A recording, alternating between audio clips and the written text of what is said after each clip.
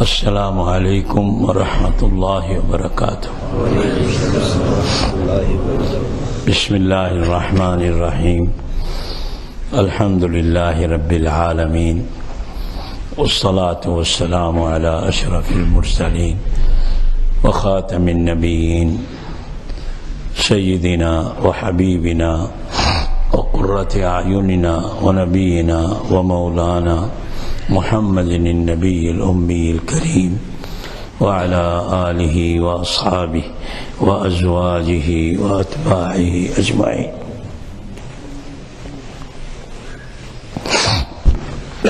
اما بعد، گرامی قدر مکرم و محترم میرے بزرگوں، بھائیوں، دوستوں اور عزیزوں،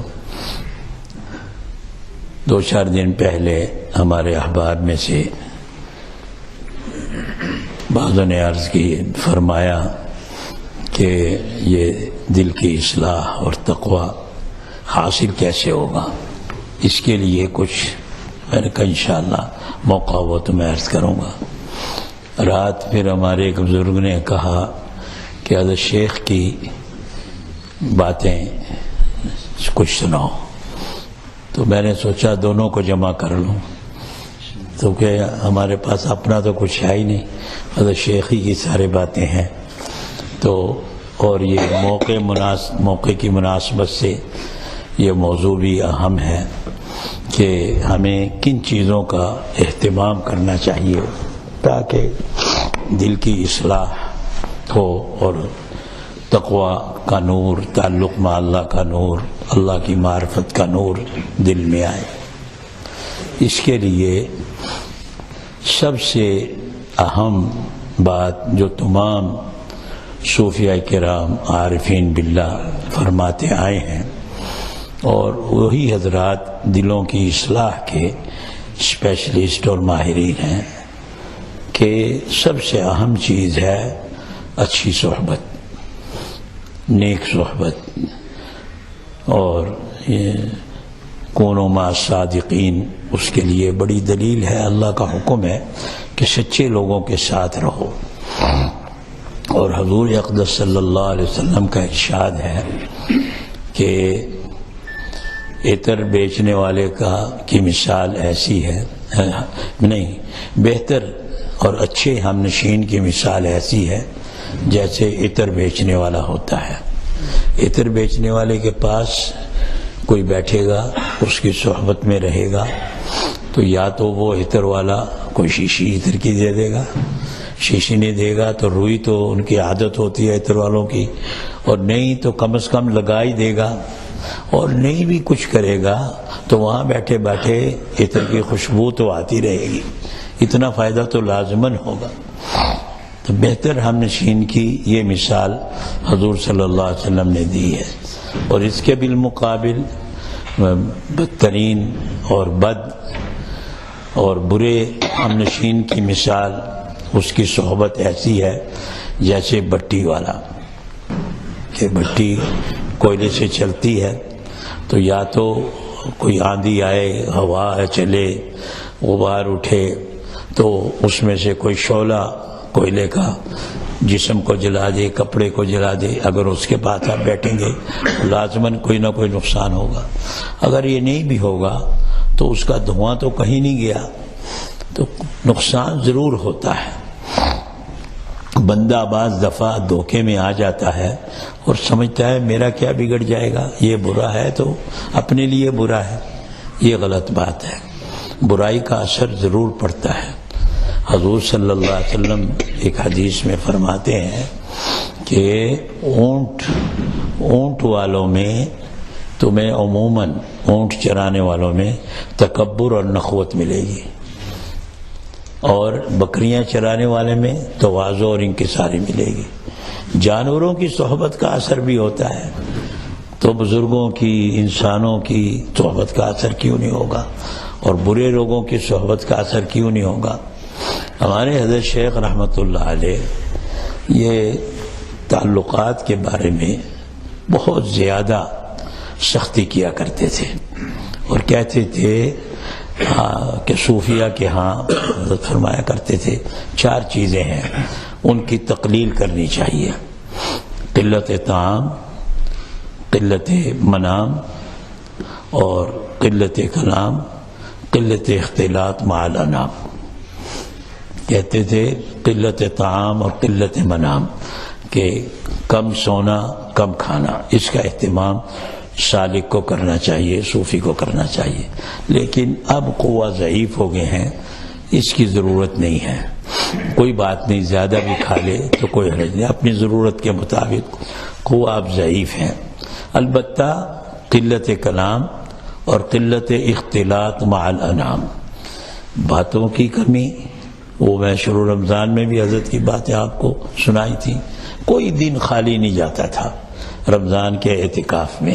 حالانکہ اکثر مفتی حضرات ہوتے تھے، تبلیغ والے ہوتے تھے، علماء ہوتے تھے، طلباء ہوتے، سب سے حضرت یہی کہتے، سب سے کہتے، اور مفتیوں کو بھی کہتے کہ کوئی فتویٰ بھی پوچھے اسے کہو یہاں نہیں میں نے فتویٰ دینا، جب باہر اور مفتی بہت ہے اور تم پہ انشاءاللہ کوئی گناہ نہیں ہوگا، اگر گناہ ہوگا تو میں ذمہ داری لیتا ہوں. یہاں تک حضرت فرماتے تھے. اور تبلیغ والوں سے کہتے تھے اگر تبلیغ کرنی ہے تو نظام الدین چلے جاؤ، اعتکاف کرنا ہے تو باتیں نہیں کرنی، نہ تبلیغ کی نہ غیر تبلیغ کی.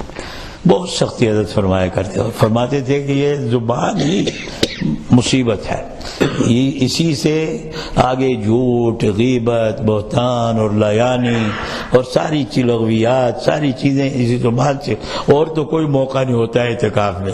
بہت سختی فرمایا کرتے تھے.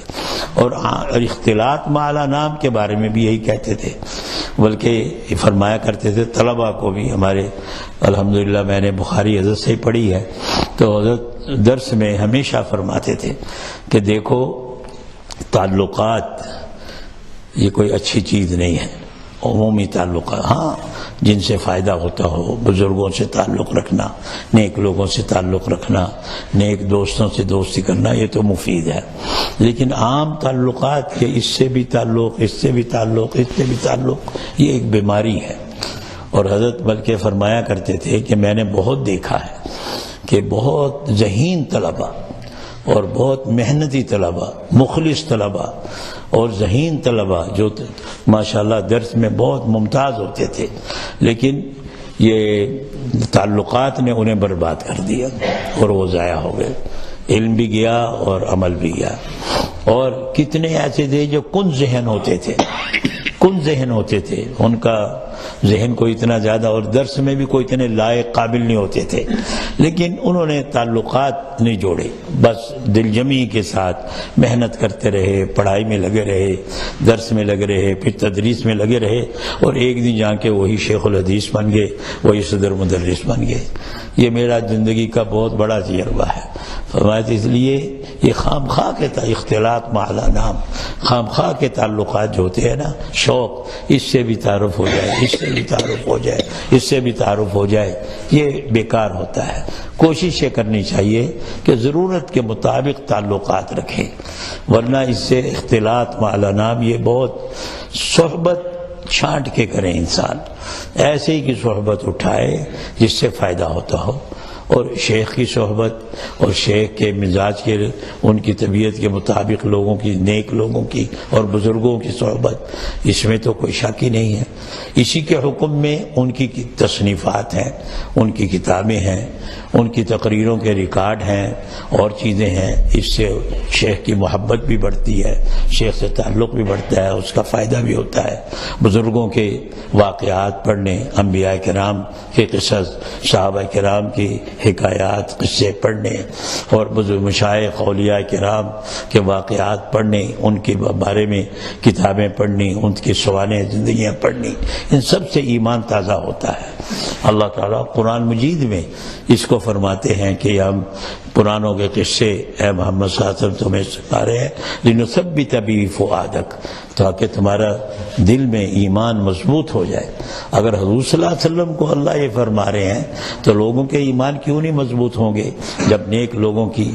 اس لیے ہمارے حضرت شیخ رحمۃ اللہ علیہ فرماتے تھے کتاب پڑھتے وقت بھی کتاب بھی چھانٹ کے پڑھنی چاہیے، ہر کتاب نہیں پڑھنی چاہیے. خاص طور پہ جو غیر علماء ہوتے ہیں، علماء تو تنقید کی نظر سے اگر پڑھ لیں تاکہ دیکھیں کہ کہیں گمراہی نہ ہو، اور گمراہی ہو تو اس کا رد کریں، یہ تو ان کی ذمہ داری ہے شرعی۔ لیکن عام مسلمان کے لیے، عام سالکین کے لیے، صوفیہ کے لیے اس کا اہتمام کرنا چاہیے کہ ایرا وغیرہ کی کتاب نہیں پڑھنی چاہیے۔ وقت کیوں ضائع ہو؟ کتاب پڑھنی ہے تو مفید کتاب پڑھیں، بزرگوں کی کتابیں پڑھیں، جن کی اگر وہ زندہ ہوتے ان کی صحبت مفید ہوتی، انہی کی کتابیں پڑھیں، ان کا تذکرہ پڑھیں، ان کے سوانح زندگیاں پڑھیں، ان کے حالات پڑھیں، اس سے ایمان تازہ ہوتا ہے، دل میں ایمان جمتا ہے اور وساوس دور ہوتے ہیں، دل کی صفائی ہوتی ہے، دل کی گندگیاں دور ہوتی ہیں، خود بخود اندر کام ہوتا رہتا ہے۔ اللہ تعالیٰ دل کی صفائی، دماغ کی صفائی کرتا ہے اور دل میں تقوی کا نور آتا ہے، اخلاص کا نور آتا ہے، تعلق مع اللہ کا نور آتا ہے، معرفت الہیہ آتی ہے۔ ایک تو یہ صحبت خاص طور سے فرماتے تھے۔ دوسری بات جو حضرت فرماتے تھے وہ موت کی یاد۔ جب یہاں افریقہ کے رمضان کے اعتکاف میں تشریف لائے حضرت اسٹینگر میں، واپسی جب ہوئی تو جوہانسبرگ میں ایک پرائیویٹ ایئرپورٹ تھا، وہاں سے حضرت نے پرائیویٹ جہاز پہ چیپاٹا جانا تھا، زامبیا، حضرت مولانا عبدالرحیم مطالعہ رحمۃ اللہ علیہ کے مدرسے معہد الرشید الاسلامی میں یہی پروگرام طے ہوتا۔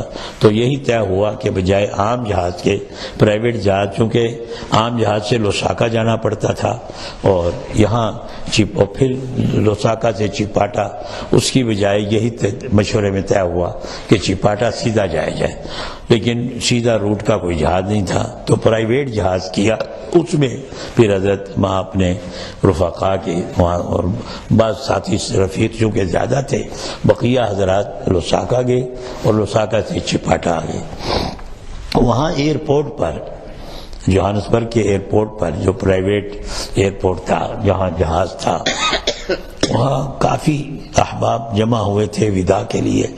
ان میں تبلیغی جماعت کے اکابر اعیان بھی تھے، جمعیت کے علماء بھی تھے، نٹال کی جمعیت کے بھی اور جوہانسبرگ وغیرہ کی جمعیت کے بھی، اور علماء کرام کے اکابر علماء بھی تھے، اکابر مشائخ بھی تھے، یعنی اور تجار کے اکابر اعیان، صنعت کاروں کے اعیان، یعنی اعیان سب اکٹھے تھے۔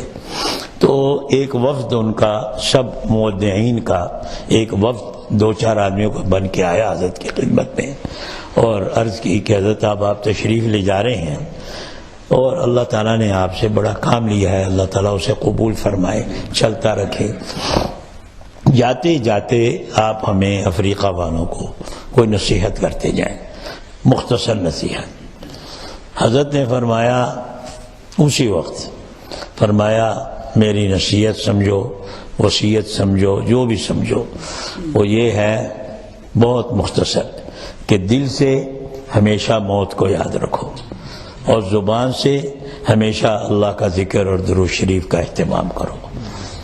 اور یہ 2 چیزیں ایسی ہیں، خود حضور اقدس صلی اللہ علیہ وسلم کی حدیث ہے کہ حضور صلی اللہ علیہ وسلم فرماتے ہیں ان القلوب تصدع کما یصدع الحدید قیل وما جلاؤها یا رسول اللہ قال کثرت ذکر الموت وتلاوت القرآن۔ اور دوسری حدیث میں ہے لکل شیء شقالہ وشقالۃ القلوب ذکر اللہ، کہ دلوں کو بھی زنگ لگتا ہے، جیسے لوہے کو زنگ لگتا ہے، حضور صلی اللہ علیہ وسلم فرماتے ہیں اسی طرح دلوں کو بھی زنگ لگتا ہے، گناہوں کی وجہ سے، غفلت کی وجہ سے، کوتاہیوں کی وجہ سے، لایانی کی وجہ سے دل کو بھی زنگ لگتا ہے۔ صحابہ نے عرض کیا یا رسول اللہ، لوہے کا زنگ تو ہمیں پتہ ہے کیسے صاف کیا جائے، بٹی میں ڈالا جائے، جلایا جائے، دل کا زنگ کیسے دور ہو؟ تو حضور صلی اللہ علیہ وسلم نے فرمایا کہ کثرت سے موت کو یاد کرنے سے اور قرآن مجید کی تلاوت سے۔ قرآن مجید یہ اللہ کا ایک ذکر ہے، اور دوسری حدیث میں حضور صلی اللہ علیہ وسلم فرماتے ہیں کہ ہر چیز کو پالش کرنے کے لیے، پاک صاف شیقل کرنے کے لیے اللہ نے کسی نہ کسی چیز میں تاثیر رکھی ہے۔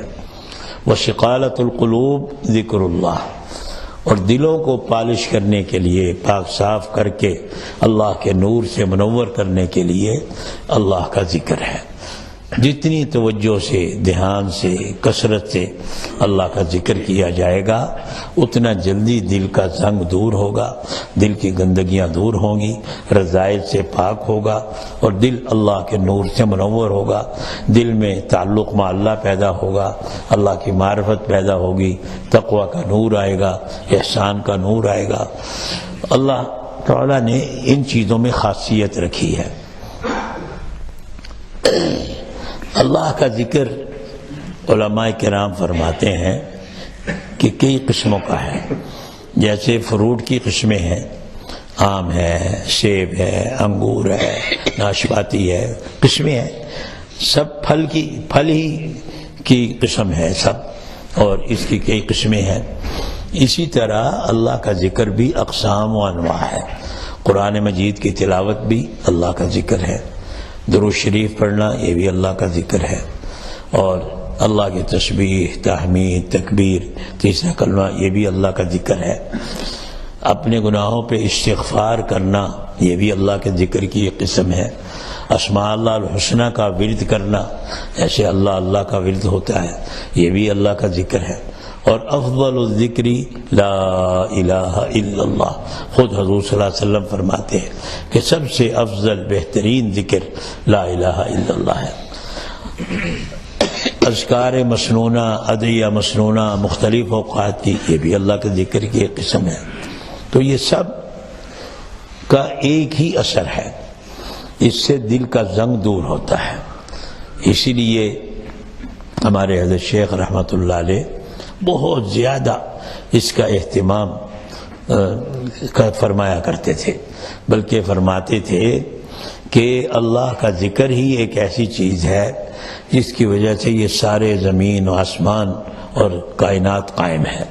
مسلم شریف کی حدیث ہے، لن تقوم القیامہ ورجل یقول اللہ اللہ، جب تک ایک شخص بھی اللہ اللہ کہنے والا ہوگا قیامت قائم نہیں ہوگی، اور جب ایک شخص بھی اللہ کو پکارنے والا، اللہ کو ماننے والا، اللہ اللہ کہنے والا نہیں رہے گا، تو پھر اللہ کو نہ آسمانوں کی ضرورت، نہ زمینوں کی ضرورت، نہ پہاڑوں کی، نہ سمندروں کی، نہ مخلوقات کی، سب اللہ قیامت قائم کر کے سب کو ہلاک و برباد کر دیں گے، ختم۔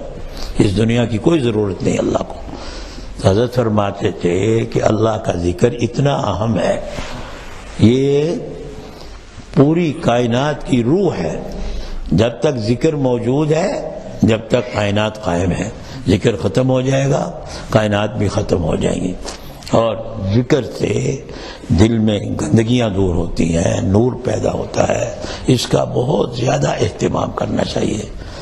اس لیے حضرت شیخ رحمۃ اللہ علیہ جو چوتھی بات ہے وہ ہے معمولات کی پابندی۔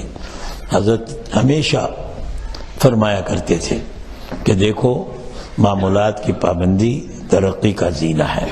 خطوط میں بھی عموماً لکھوایا کرتے تھے، ہر ایک کو، ابتدائی سالکین کو اس کی تاکید کرتے کہ جو معمولات کا پرچہ ہے اس میں جو ذکر اذکار ہیں کم از کم 6 مہینے سال اس کی پوری پابندی کرو، کسی دن ناغہ نہ ہو۔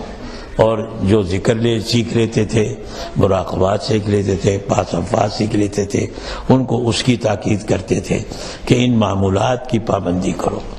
ایک دفعہ حضرت کے ایک خلیفہ مجاز تھے، بہت اکابر میں سے، ان کا خط آیا حضرت کو کہ میں تبلیغی جماعت کے اجتماع میں فلاں جگہ گیا تھا، اور 3 دن کا اجتماع تھا، میں 3 دن وہاں رہا، اور حضرت اگر کوئی خلفاء میں سے، متعلقین میں سے تبلیغ کے اجتماع میں تو حضرت خوش ہوتے تھے۔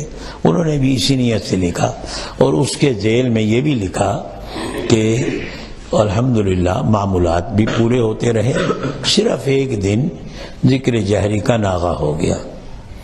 حضرت نے اس کے جواب میں انہیں لکھا، مجھے تبلیغ میں اجتماع میں جانے کی تو بہت خوشی ہوئی، اللہ مبارک فرمائے، برکت دے، یہ دے، دعائیں دیں، لیکن اس سے زیادہ قلق اس بات کا ہوا کہ تم نے یہ لکھا کہ ایک دن ذکر کا ناغہ ہو گیا۔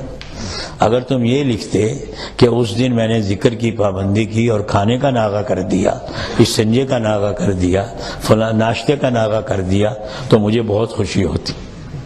پھر یہ فرمایا کہ معمول کی اتنی پابندی ہونی چاہیے کہ اگر کوئی ناغہ کرنا پڑے تو کھانے کا ناغہ کرو، ناشتے کا ناغہ کرو، اس ذکر بیچارے پہ کیوں اٹیک کرتے ہو، اسے اس کا ناغہ کیوں کرتے ہو؟ فرماتے تھے بس یہ ناغہ کرنا جو ہے یہ مصیبت ہے، ناغہ نہیں ہونا چاہیے۔ بلکہ ذکر جہری کے بارے میں بعض دفعہ لوگ کہتے تھے کہ مجمع میں ہوتے ہیں، خاص طور پہ جو تبلیغی حضرات متعلقین ہوتے تھے تو وہ خاص طور پہ یہ لکھتے تھے، تو حضرت ان کو لیتے تھے کوئی بات نہیں، آہستہ آہستہ کر لو، بغیر ضرب کے کر لو، لیکن ناغہ نہ کرو، آہستہ کر لو کوئی بات نہیں، اور سر ہلائے بغیر بھی کر لو کوئی بات نہیں، لیکن ناغہ نہ کرو۔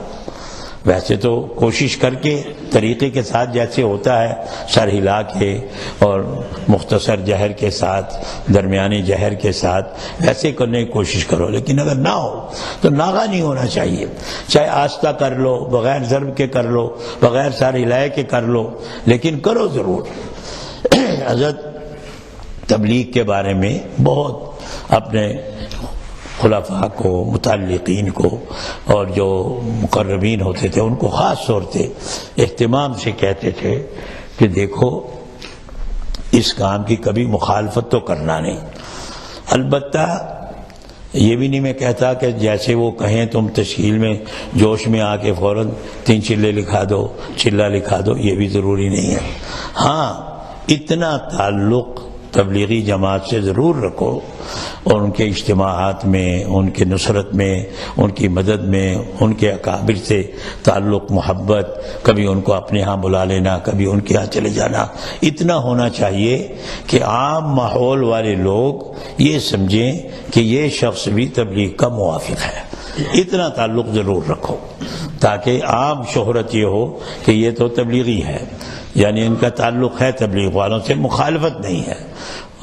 تو اسی حضرت کہ یہ بھی ایک مستقل حضرت کے ذہن میں تھا کہ دین کے سارے شعبے، حضرت فرماتے تھے یہ سب کا مجموعہ دین بنتا ہے، ایک شعبہ کوئی اکیلا دین نہیں ہے، نہ تبلیغ اکیلی دین ہے، نہ مدارس اکیلے دین ہے، نہ خانقاہیت اکیلی دین ہے، نہ اور شعبے، جب تک سارے دین کے شعبے جو حضور صلی اللہ علیہ وسلم نے صحابہ کرام میں زندہ فرمائے تھے، جب تک وہ سارے شعبے دین کے زندہ نہیں ہوں گے دین زندہ نہیں کہلائے گا۔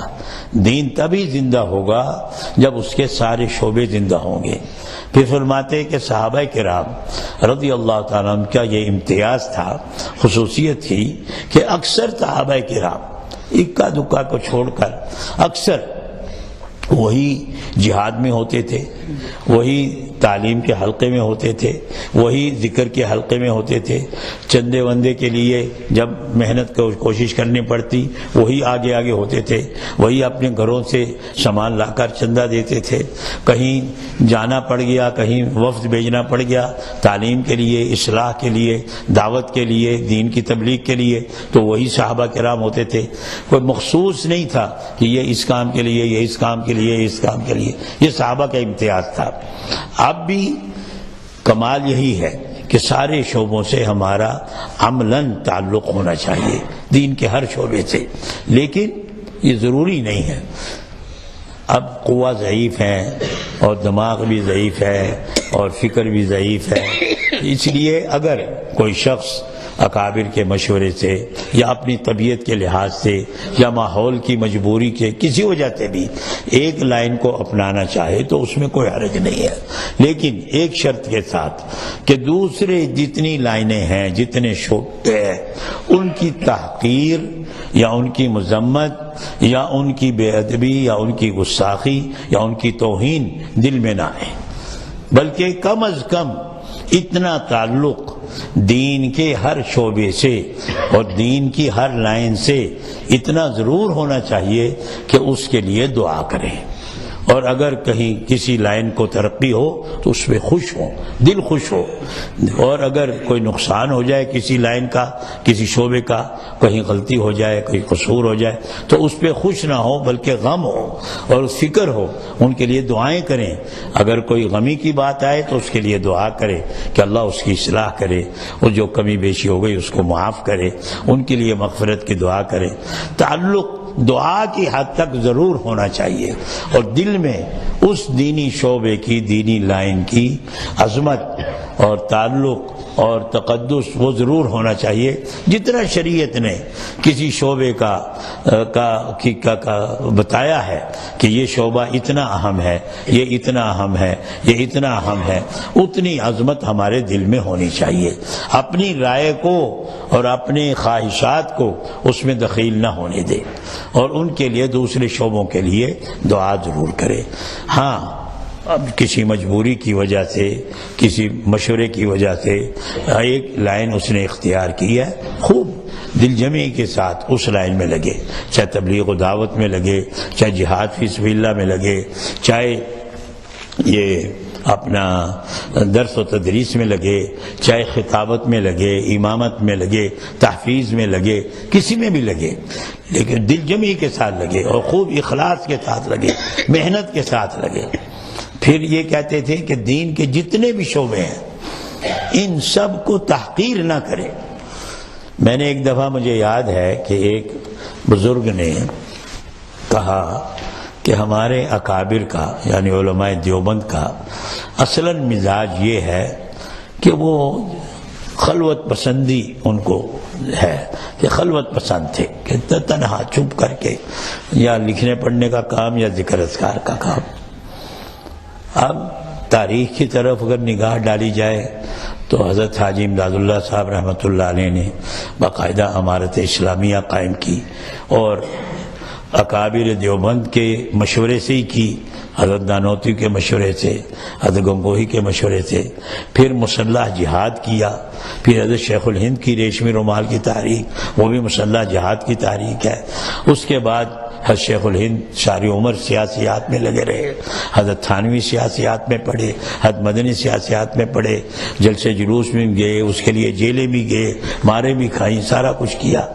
اب مجھے یہ بات ذرا جسے کہتے ہیں اٹک سی گئی، لیکن میں نے کہا اب ان سے وہ بڑے بزرگ تھے، تو ہم نے ایک دفعہ غالباً یہ افریقہ کے سفر میں یا کہیں تھے، تو جو خدام تھے وہ سو رہے تھے، حضرت جاگ رہے، حضرت کو سفر میں نیند نہیں آتی تھی تو جاگتے رہتے تھے، تو مجھے خیال آیا کہ حضرت سے بڑھ کے کون ہو سکتا ہے، اور مقام مرتبے علم کے لحاظ سے بھی ان سے اونچے ہیں۔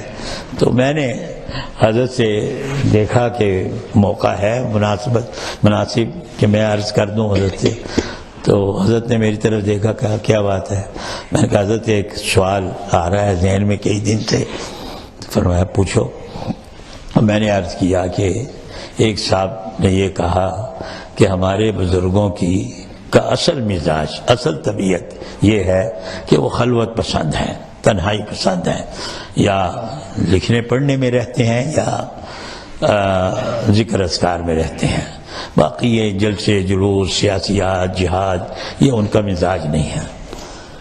تو حضرت ایک دم غصے میں آ گئے، فرمایا یعنی حضرت نانوتوی ہمارے بزرگوں میں نہیں ہے، حضرت گنگوہی ہمارے بزرگوں میں نہیں ہے، حضرت شیخ الہند ہمارے بزرگوں میں نہیں ہے، حضرت تھانوی ہمارے بزرگوں میں نہیں ہے، حضرت مدنی ہمارے بزرگوں میں نہیں ہے، یہ تو سب انہوں نے یہ سارے جلوت کے کام کیے اور ساری عمریں اس میں لگا دی، ان میں کھپا دی، یہ کیسی محمل بات ہے۔ بہت غصہ کیا حضرت نے۔ پھر میں کون ہے وہ، بہت غصے میں آیا حضرت۔ پھر حضرت نے یہ بات پھر دوبارہ فرمائی کہ ہاں البتہ یہ بات ہے کہ تم کو یہ ہمارے بزرگوں کے بعض حضرات کے مزاج ہوتے ہیں، طبیعت ہوتی ہے کہ وہ سارے کام نہیں نبھا سکتے. اور اب تم کہو، پھر مثال دے کر حضرت مولانا عبید اللہ صاحب حضرت کے خلفاء میں سے تھے اور تبلیغی جماعت کے اکابر میں سے تھے، تو انہوں نے کہا اب تم کہو کہ مولوی عبید اللہ بھی جلسے جلوس کی قیادت کرے، اس کے بس میں تو ہے نہیں. یہ حضرت مثال کے طور پہ سمجھایا. اور ایسے اور لوگ بھی ہوتے ہیں، لیکن جس کو اللہ نے اہلیت دی ہو، اور وہ کر سکتا ہو یہ کام، وہ سارے کام صحابہ نے سارے کام نہیں کیے. پھر حضرت اس طرف لے آئے صحابہ، بلکہ یہ فرمایا کہ صحابہ کا امتیاز ہی یہ ہے کہ وہ سارے کاموں میں ہر ایک فٹ آتا تھا. بلکہ حضرت نے یہ بھی فرمایا ایک دفعہ دوسری مجلس میں کہ ہمارے اکابر کی خصوصیت یہ تھی کہ وہ ہر ایک ان میں سے ہر دین کی لائن میں فٹ آ سکتا تھا. ایسی اللہ نے سب میں صلاحیت رکھی تھی. لیکن اکابر نے طبیعت اپنی یہ بنائی ہوئی تھی کہ جب وہ فارغ ہو جاتے اور اب آتے سوچتے کہ بھئی ہم نے کیا کرنا ہے، تو وہ پھر پورے ماحول پہ نظر ڈالتے اور یہ دیکھتے کہ دین کو کس چیز کی ضرورت ہے، دین کو کس لائن کی کمی ہے، اس کو پورا کیا جائے. کس شعبے میں کمی ہے دین کی، اس کمی کو پورا کیا جائے. سب اکابر نے یہی کیا. ورنہ اکابر میں سے ہر شخص ہر لائن میں فٹ ہونے کی صلاحیت رکھتا تھا، لیکن اللہ تعالیٰ نے ان کو اخلاص یہ دیا تھا کہ وہ دین کو دیکھتے تھے، اپنے معاشرے کو، ماحول کو، دنیا کے حالات کو دیکھتے تھے کہ دین کا تقاضا کیا ہے، اور جو دین کا تقاضا ہوتا اس میں اپنے آپ کو جھونک دیتے اور اپنا مزاج طبیعت بھی اسی کا بنا لیتے.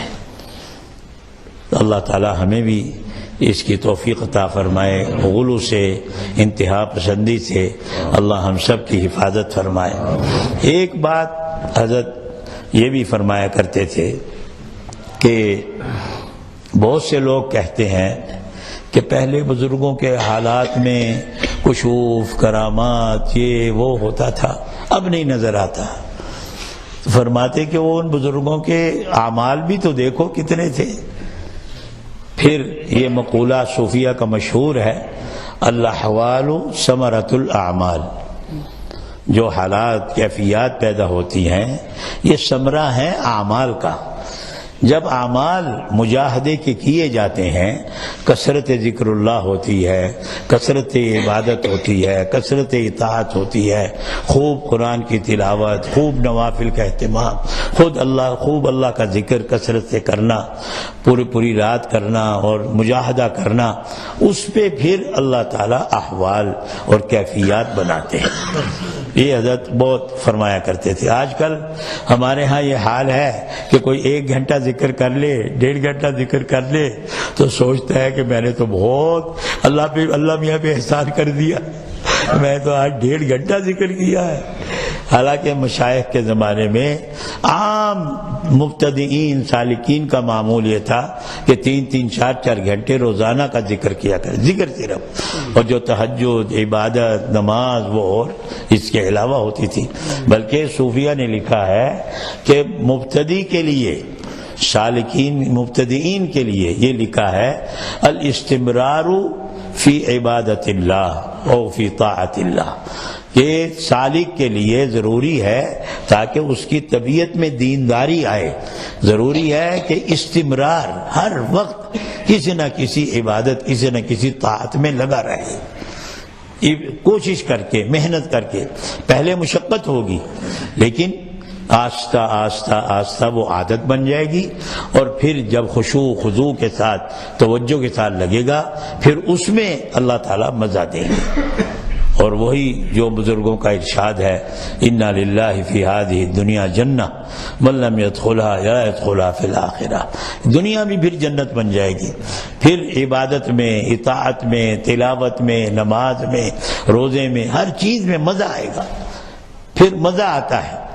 پہلے مشقت ہوتی ہے، پھر آہستہ آہستہ لگا رہتا ہے تو اس کی عادت ہو جاتی ہے، مشقت ختم ہو جاتی ہے۔ اس کے بعد پھر جتنی توجہ مرکوز کر کے اللہ سے مانگتا بھی رہتا ہے تو اللہ کی رحمت ڈھانپ لیتی ہے، اور اسے پھر اس میں آہستہ آہستہ مزہ آنا شروع ہوتا ہے، اور پھر ایسا مزہ آتا ہے کہ عارفین باللہ کا ارشاد ہے کہ جو مزہ اللہ تعالیٰ نے اپنی عبادت، اپنی اطاعت، اپنی معرفت میں رکھا ہے وہ دنیا کی کسی مزے میں نہیں رکھا، کسی چیز میں نہیں رکھا، نہ کسی کھانے کی چیز میں، نہ پینے کی چیز میں، نہ لہو لعب میں، کسی چیز میں اللہ نے وہ مزہ نہیں رکھا جو مزہ اللہ نے اپنی عبادت، اپنی اطاعت اور اپنی معرفت میں رکھا ہے۔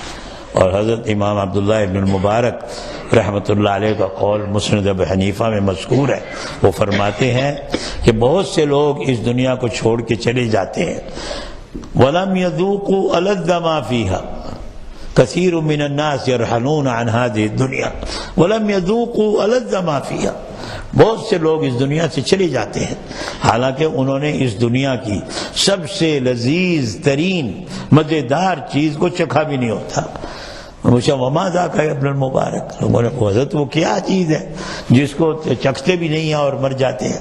نے کہا معرفت اللہ، وہ اللہ کی معرفت ہے، اور اللہ کی معرفت کا اصول یہی ہے کہ یہ اعمال کے یہ حال ہے، معرفت اللہ یہ ایک احوال میں سے کیفیت ہے۔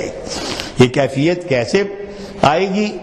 اس کے لیے یہ ثمرہ ہے اعمال کا، جتنی اہتمام کے ساتھ، استمرار کے ساتھ، پابندی کے ساتھ اعمال کیے جائیں گے اتنا ہی آہستہ آہستہ آہستہ آہستہ اللہ تعالیٰ مہینے میں کر دیں، سال میں کر دیں، 2 سال میں کر دیں، یہ اللہ کا کرم ہے۔ جب چاہیں تو 1 منٹ میں کر دیں، اللہ کی قدرت ہے، اللہ جیسے چاہے نواز دے، لیکن محنت کرنی پڑتی۔ یہدی الیہ من ینیب، اللہ فرماتے ہیں اللہ اس کو ہدایت دیتا ہے جو اللہ کی طرف بڑھتا ہے، انابت کرتا ہے۔ اللہ محتاج نہیں ہے، بندے محتاج ہیں اللہ کے۔ اللہ تو فرماتا ہے واللہ یا عبادی لو ان اولکم وآخرکم وانسکم وجنکم کانوا علی اتقى قلب رجل منکم ما زاد ذلک فی ملکی شیئا، کہ ہے میرے بندو تم سب کے سب، جنات، انسان، حضرت آدم علیہ السلام سے لے کر قیامت تک سب کے سب متقی سے متقی، پرہیزگار اور اللہ والے بن جاؤ تو میرے ملک میں کوئی زیادتی نہیں ہوگی، میرا کوئی فائدہ نہیں ہوگا اس میں۔ اور اگر تم سب کے سب برے اور برے سے برے، بدترین سے بدترین سب کے سب بن جاؤ تو میرا کوئی نقصان نہیں ہوگا، میرے ملک میں کوئی کمی نہیں آئے گی، نہ میرا کوئی نقصان ہوگا۔ انما ہی اعمالکم احصیھا لکم، یہ تمہارے ہی اعمال ہیں جس کا نتیجہ تمہیں بھگتنا پڑے گا۔ اچھے ہوں گے تو اللہ کا شکر ادا کرو کہ اللہ نے اپنے کرم سے اچھے کی توفیق دی، اور اگر برا دیکھو تو پھر لا تلوموا الا انفسکم، اگر برا دیکھو تو پھر اپنے آپ کی ملامت کرو۔ اللہ تو محتاج نہیں ہے کسی کا، ہاں بندہ محتاج ہے، اس لیے شرط یہ ہوتی ہے عموماً الا ماشاء اللہ، اللہ کسی کو ویسے قبول کر لے، اللہ سے کون پوچھنے والا ہے، اللہ کی ذات بے نیاز ہے۔ لیکن تمام مشائخ، ہمارے حضرت شیخ بھی رحمۃ اللہ علیہ ہمیشہ یہی فرماتے تھے کہ معمولات کی پابندی ترقی کا زینہ ہے، معمولات کی جتنی پابندی کوئی کرے گا اتنا زیادہ اللہ کے قریب ہوتا چلا جائے گا۔ ہاں حضرت مثال بھی دیا کرتے تھے کہ ایک ایک سیڑھی روز چڑھتا رہے گا 40-50 دن کے بعد دیکھے گا اوہو میں تو اتنا اوپر آ گیا۔ تو جیسے سیڑھی چڑھتے ہیں تو پتہ نہیں چلتا، صرف تھکاوٹ ذرا سی ہوتی ہے لیکن بلندی کا پتہ نہیں چلتا، ہاں کافی چڑھ جائیں تب جا کے پتہ چلتا ہے۔ تو اس لیے معمولات کی پابندی ہی اصل ہے، جتنا اللہ تعالیٰ معمولات کی پابندی کی توفیق دے، اور جو بھی معمول ہو، حدیث شریف میں بھی یہ بات آتی ہے احب الاعمال الی اللہ ادومها وان قل، کہ اللہ کے ہاں حضور صلی اللہ علیہ وسلم فرماتے ہیں اللہ کے نزدیک سب سے محبوب عمل وہ ہے جو پابندی سے کیا جائے، چاہے تھوڑا ہی کیوں نہ ہو۔ لیکن یہ مقصد نہیں کہ تھوڑا عمل کیا جائے، مقصد ہے جتنا زیادہ سے زیادہ کر سکیں کریں، لیکن اسے پابندی سے کریں، جتنا بھی کریں اسے پابندی سے کریں۔ اکابر جن کو اللہ نے عالی مقام عطا فرمایا، انہوں نے محنتیں کی ہیں، مجاہدہ کیا ہے، ایسے نہیں پہنچ گئے۔ جن حضرات نے ان کی محنتیں دیکھیں، حضرت نے آپ بیتی میں ایک باب باندھا ہے بزرگوں کے مجاہدات کا، اسے اللہ پڑھنے کی توفیق دے، شیخ عبد القادر جیلانی کا، بزرگوں کا، مشائخ کا، ہمارے اکابر کا اور کا سب کا، کہ انہوں نے کیسے کیسے مجاہدے کیے۔ آدمی حیران ہوتا ہے کہ ایسے مجاہدات کو انسان کر بھی سکتا ہے، ایسے ایسے مجاہدات انہوں نے کیے ہیں۔ لیکن جب ہمت ہوتی ہے اور ارادہ پختہ ہوتا ہے، یہ حضرت حکیم الامت مولانا شریف صاحب تھانوی فرماتے ہیں کہ یہ صوفیہ کی جو اصطلاحات ہیں اس میں بھی ہر ایک میں ایک راز ہوتا ہے۔ جیسے مرید کا لفظ عام ہے، شاگرد نہیں کہا گیا، حالانکہ وہ شاگرد و مرید ایک ہی چیز ہے، لیکن شیخ کو مرشد کہا گیا، استاد نہیں کہا گیا، مدرس نہیں کہا گیا، معلم نہیں کہا گیا، مرشد کہا گیا، اور مرید کو مرید کہا گیا، شاگرد نہیں کہا گیا، اس لیے کہ اس لائن میں خانقاہی سلسلے میں مرید کا مطلب یہ ہوتا ہے کہ جو سالک ابتدا آئے، داخل ہو اس طریقت میں، بیعت ہو، اب اس کا اپنا ارادہ اصل الاصول ہے، اس کا ارادہ کیا ہے۔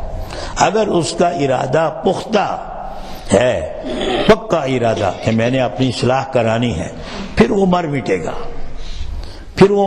گا، اس پہ، پھر وہ یہ نہیں ہیلے بہانے نہیں ڈھونڈے گا، سستی کی طرف نہیں جائے گا، ہمت اور نشاط کے ساتھ لگا رہے گا، اور بہت جلد اللہ اسے قبول کر لیتے ہیں۔ اور اسی طرح مرشد کہا جاتا ہے، معلم یا استاد نہیں کہا جاتا، مدرس نہیں کہا جاتا۔ کیوں؟ چونکہ مرشد کہتے ہیں گائیڈ کو، جس نے صرف گائیڈ کرنا ہے، یہ کر لو، یہ کر لو، یہ کر لو، یہ نہ کرو، یہ نہ کرو، یہ نہ کرو، بس۔ آگے عمل کرنا مرید کے ذمہ ہے۔ جتنا اہتمام سے مرید طلب صادق کے ساتھ اور یقین کے ساتھ اس پہ عمل کرے گا، ان کی ارشاد کے مطابق، انہوں نے کہا یہ کرنا ہے، اسے سر دھڑ کی بازی لگا دے اور کرے، یہ نہیں کہ اس میں تو یہ ہے، اس میں یہ ہے، اور خود سوچے، ہیلے بہانے بنائے، تو اس سے پھر کام نہیں چلتا۔ ہاں، ہمت کے ساتھ، پختہ ارادے کے ساتھ جب لگے گا تو شیخ کا اشارہ ہی کافی ہو جائے گا۔ جیسے اس صحابہ کے بارے میں حضرت شیخ نے بھی حکایت صحابہ میں لکھا ہے کہ ایک صحابی کے مکان کے قریب سے حضور صلی اللہ علیہ وسلم گزرے، اور وہاں انہوں نے ایک قبہ نما اپنا مکان بڑا زیب و زینت کا بنایا ہوا تھا۔ تو اس زمانے میں کون بناتا ہوگا قبے والا مکان، وہ ایک منفرد اس کی حیثیت ہوگی۔ حضرت صلی اللہ علیہ وسلم نے دیکھا، حیران ہوئے کہ یہ کس کا ہے؟ انہوں نے کہا یہ فلاں صاحب کا ہے۔ تو حضور صلی اللہ علیہ وسلم چپ ہو گئے، آگے۔ کچھ وقت کے بعد وہ صحابی آئے تو حضور نے منہ پھیر لیا، سلام کا جواب نہیں دیا۔ بس ان کے لیے تو اتنا ہی کافی تھا کہ حضور صلی اللہ علیہ وسلم نے منہ پھیر لیا، اس سے بڑی کیا مصیبت ہوگی۔ تو انہوں نے پھر ارد گرد کے ساتھیوں سے پوچھا، صحابہ کرام سے، کہ کیا بات ہوئی، حضور کیوں ناراض ہیں، کیوں میرے سلام کا جواب نہیں دیا، کیوں دتکارا مجھے؟ تو کچھ صحابہ نے کہا کہ یہ تو ہمیں پتہ نہیں، لیکن فلاں وقت حضور صلی اللہ علیہ وسلم تمہارے مکان کے قریب سے گزرے تھے، اور وہاں وہ قبہ نما تمہارا مکان دیکھ کے حضور نے کہا، یہ پوچھا یہ کس کا ہے؟ تو ہم نے بتایا کہ یہ ان کا ہے۔ تو حضور نے کوئی خوشی کا اظہار نہیں فرمایا، ناگواری کا اظہار تھا۔ ان کا اچھا یہ ہے۔ وہ گئے، جا کے سارا مکان ڈھا کے آ گئے، اور آ کے حضور کو بھی نہیں بتایا۔ پر شیخ فرماتے ہیں ہم میں سے کوئی ہوتا ہے آج کل تو آگے کہتا لیجئے جی آپ کی مراد پوری کر رہا ہے۔ انہوں نے یہ بھی کہا کہ یہ تو میری غلطی تھی، میں کیوں اس کا اب اظہار کروں، اللہ چلو مجھے پتہ چل گیا، غنیمت۔ بعد میں کسی دن حضور صلی اللہ علیہ وسلم وہاں سے پھر گزرے تو کہا کہ یہاں ایک وہ مکان تھا، وہ کیا ہوا؟ تو صحابہ نے پھر بتایا کہ یا رسول اللہ وہ صحابی آئے تھے اور آپ نے ان کا سلام کا جواب نہیں دیا، تو وہ سمجھ گئے کہ آپ کو کوئی ناراضگی ہے، تو انہوں نے ارد گرد پوچھا، تو ہم نے بتایا تھا کہ اس طرح حضور صلی اللہ علیہ وسلم ایک دن وہاں سے گزرے تھے تو دیکھا تھا، تو پوچھا تھا کہ یہ کس کا ہے، تو ہم نے بتایا تھا شاید وہ نہ وجہ ہو۔ اب انہوں نے اس کا یقین بھی نہیں کیا کہ یا رسول اللہ آپ کو اس سے ناراضگی ہے، یہ بھی نہیں پوچھا۔ حضرت شیخ لکھتے ہیں قائد صاحبہ میں، بڑے عجیب قصہ ہے یہ، اور ایسا ہی سالک کو ہمیشہ ہونا چاہیے شریعت کے معاملے میں، کہ شریعت کے معاملے میں بالکل اپنی خواہشات، اپنی ہوا، اتباع ہوا کو بالکل قریب نہ آنے دے، شریعت کے متحد ہر کام کرے۔ اور جا کے اور انہوں نے یا رسول اللہ جب یہ سنا کہ آپ کو اس کی ناگواری ہوئی تو وہ سمجھ گئے، اور انہوں نے جا کے اسی دن آ کے گرا دیا، اور وسلم بہت خوش ہو گئے، ان کو شاباش دی، دعائیں دی برکت کے لیے۔ تو اللہ تعالی ہمیں اکابر کے ارشادات کے مطابق عمل کرنے کی توفیق عطا فرمائے۔ یہ چند چیزیں یاد آ گئیں، دونوں کو جمع کر لیا جو اللہ تعالی ہمیں شریعت کے مطابق، قرآن و سنت کے مطابق زندگی گزارنے کی توفیق دے۔ ہمارے اکابر رحمہم اللہ تعالی ایک حضرت بات ہمیشہ یہ فرماتے تھے کہ لوگ کہتے ہیں کہ تمہیں اپنے اکابر سے بہت محبت ہے، بہت تعلق ہے، تو کہتے کیوں نہ ہو، میرے نزدیک تو میرے اکابر شارحین کتاب و سنت ہیں۔ خود حضرت اپنا فرمایا کرتے تھے کہ بہت سی کتاب و سنت کی باتیں سمجھ میں نہیں آتی تھیں، لیکن اکابر کے معمولات اور ان کی عادت اور طریقہ، عملی طریقہ دیکھ کر وہ سمجھ میں آئی، اس لیے کہ وہ نمونہ تھے، عملی نمونہ تھے۔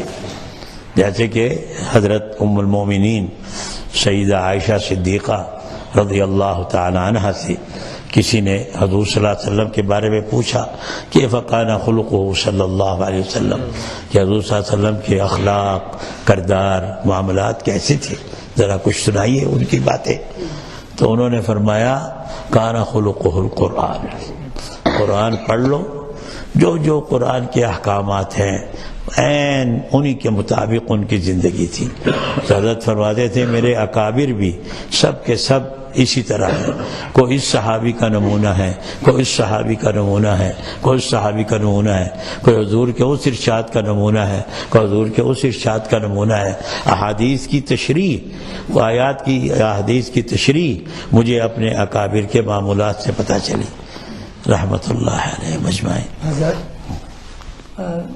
حضرت گنگوئی رحمۃ اللہ علیہ ایک سانس میں 500 مرتبہ تک اللہ اللہ پکارتے تھے۔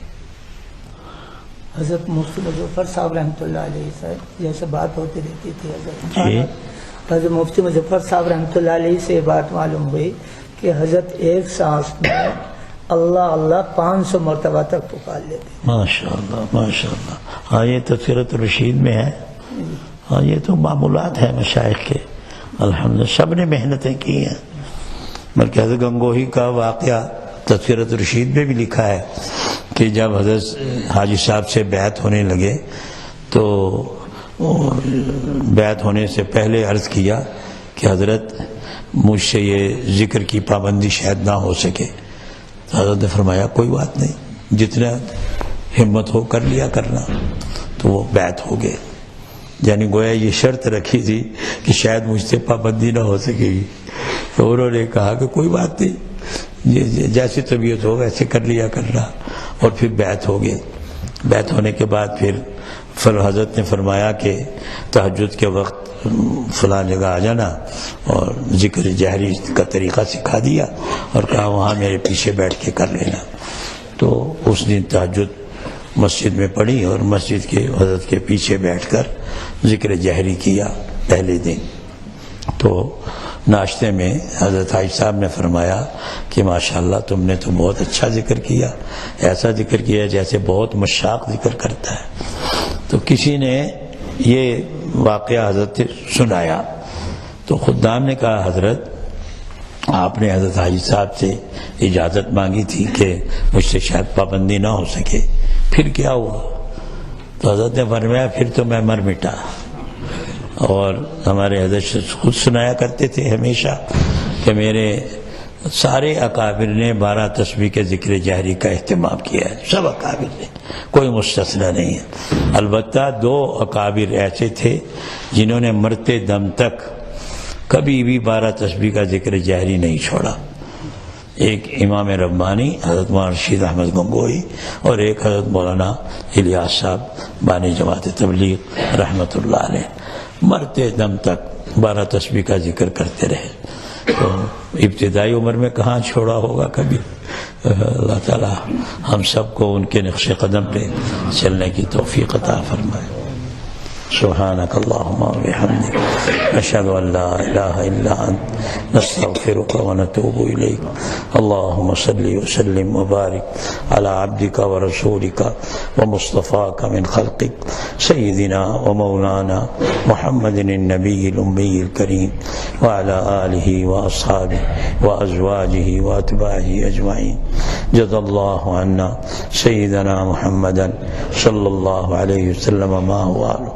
اللهم آته الوسيلة والفضيلة وابعثه مقاما محمودا الذي وعدته. اللهم ارزقنا جميعا شفاعته يوم القيامة. اللهم ارزقنا جميعا مرافقته في الجنة. اللهم إنك عفو تحب العفو فاعف عنا. اللهم إنك عفو تحب العفو فاعف عنا. اللهم إنك عفو تحب العفو فاعف عنا يا كريم يا رحمن يا رحيم يا أرحم الراحمين يا أرحم الراحمين. اللهم طهر قلوبنا عن سواك وارزقنا محبتك ومعرفتك.